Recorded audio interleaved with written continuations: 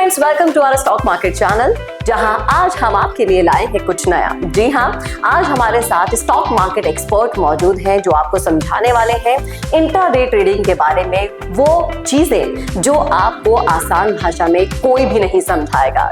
आज हमारे साथ स्टॉक मार्केट एक्सपर्ट मिस्टर अनंत लोढ़ा सर मौजूद हैं। Sir, most welcome.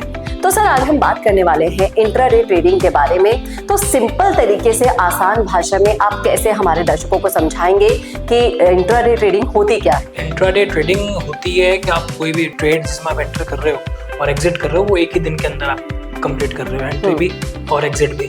तो ये इंट्राडे ट्रेडिंग होती है। और इंट्राडे ट्रेडिंग आप जब भी किसी चार्ट पे करते हैं तो आपको जो टाइम फ्रेम चूज करना है वो हायर टाइम फ्रेम्स नहीं करना है, लोअर टाइम फ्रेम्स करना है। क्योंकि अब आपको देख सकते हैं कि जो कोई भी चार्ट है उसमें आपको 1 मिनट से लेके डेली, वीकली, मंथली सारे चार्ट्स देखने को मिलते हैं। तो आप कोई भी इंट्राडे स्ट्रेटेजी बना रहे हो किसी भी चार्ट पर, तो आप डेली, वीकली, मंथली पे जो स्ट्रेटेजी बनाएंगे वो इंट्राडे की तो हो ही नहीं सकती है। तो आपको लोअर टाइम फ्रेम चूज करना है, 15 मिनट, 30 मिनट, 5 मिनट, ऐसे चार्ट्स आपको चूज करना है उसके लिए। लेकिन अगर हम बात करें वॉल्यूम की, तो वो किस तरीके से हम लोग हैंडल कर सकते हैं इसमें? वॉल्यूम बहुत इंपॉर्टेंट प्ले करता है रोल अपना, क्योंकि 2 तरीके से करता है। अब आप कोई भी स्ट्रेटेजी जिसमें आप देख रहे हैं, अगर वो स्ट्रेटेजी वॉल्यूम के साथ में कुछ आपको रिजल्ट दे रही है तो उसके चांसेस जो हैं वो बढ़ जाते हैं उसके टारगेट हिट करने के, उसकी कंफर्मेशन मिल जाती है एक तरह से वॉल्यूम के अंदर। और वॉल्यूम दूसरा, जो भी आप इंडेक्स या कोई भी स्टॉक चूज करते हैं जिसमें आप रेगुलरली काम करते हैं, तो जिसमें हायर वॉल्यूम रहता है उसी में आप अपनी स्ट्रेटेजीज निकालिए तो ज़्यादा सही रहता है। क्योंकि जिसमें ज़्यादा वॉल्यूम होता है उसमें मैनिपुलेशन होने की चांसेस कम रहती है। कोई भी बड़ा कोई एक गेम होल्डर या ऑपरेटर उसमें कुछ ज़्यादा कुछ नहीं कर सकता, क्योंकि उसमें ऑलरेडी वॉल्यूम बहुत हाई है। तो छोटे वाले स्टॉक्स और उनमें चांसेस रहते हैं कि वो मैनिपुलेट किया जा सकता है ट्रेड। तो ये तो बात हुई वॉल्यूम की कि आप इसे कैसे मैनेज कर सकते हैं। लेकिन अगर मैं जानना चाहूँ कि ब्रेकआउट ट्रेडिंग स्ट्रैटेजी के बारे में, तो उसे आप कैसे एक्सप्लेन करेंगे हमारे दर्शकों को?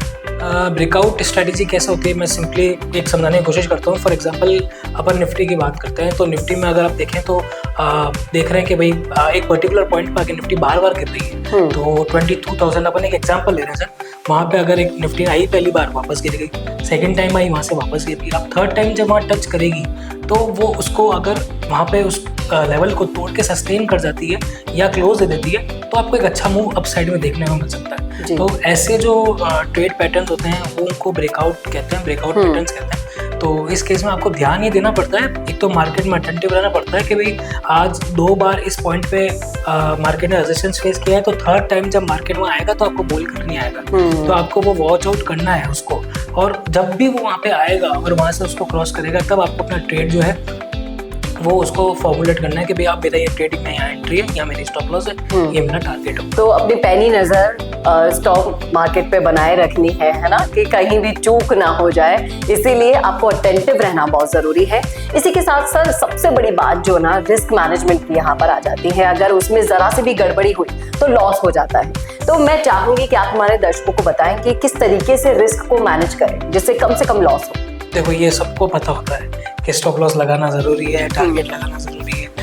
सबसे बड़ी चीज़ है कि आप उसको मेंटेन रखते हो कि नहीं रखते हो। आप अगर पहले 1-2 ट्रेड के लिए स्टॉप लॉस लगा रहे हो, बाद में स्टॉप लॉस लगा ही नहीं रहे, तो वो आपका कभी वो ट्रेडिंग प्लान नहीं बन पाएगा। आप एक रूल पर नहीं चलोगे तो आप इसमें लॉस खाओगे ही खाओगे। अब आपने अगर कोई एक अपना रूल बना लिया है कि भाई मेरे को 1:2 का मेरी ये पर्टिकुलर स्ट्रेटेजी है, इसमें मेरा 1:2 का टारगेट और 1 का स्टॉप लॉस, 2 का टारगेट है, तो अब वो 1:2 में जब भी छेड़छाड़ करोगे आप 2 में भले छेड़छाड़ करो, आप टारगेट अपना बढ़ा लो, भले उसको 3 कर लो, 4 कर लो, बट उस 1 के स्टॉप लॉस को कभी मत छेड़ो।